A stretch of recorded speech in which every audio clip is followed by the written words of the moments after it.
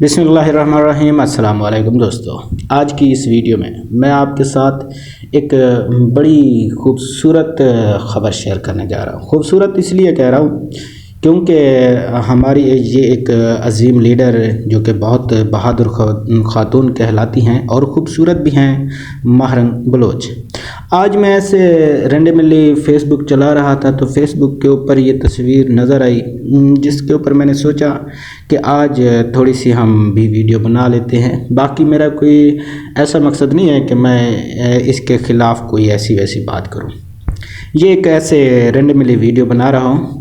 یہ ہے وہ عظیم بہادر اور خوبصورت ماہرنگ بلوچ، یہ بھی ملالہ یوسفزئی کی طرح مشہور ہونے کے لیے لندن تشریف لے گئی ہیں۔ اب اس کی باقی کی زندگی انگریزوں کے ساتھ گزرے گی، کیونکہ اب یہ پاکستان جیسے غریب اور مقروض ملک میں اس کو مزہ ہی نہیں آئے گا۔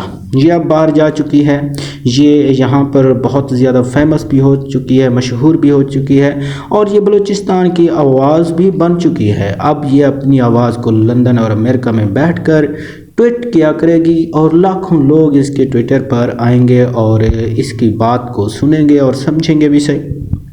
پر سب کی ایک اپنی اپنی چوائس ہوتی ہے، لیکن میری نظر میں ایسا نہیں ہونا چاہیے۔ اگر کوئی پاکستان میں کسی کی آواز بننا چاہتا ہے تو پاکستان میں بیٹھیں اور اس کی آواز بنیں اور اپنی قوم کو آگے لے کے چلیں، لیکن اس کا مقصد یہ نہیں ہے جب آپ مشہور ہو جائیں تو لوگوں کی نظروں میں آ جائیں تو باقی کنٹری میں چلے جائیں اور وہاں پر اپنا زیادہ مشہور ہونے کی کوشش کرتے رہیں، انگریزوں کے ساتھ میل جول رکھیں۔ تو یہ بہادر خاتون کی کوئی مثال نہیں ہے۔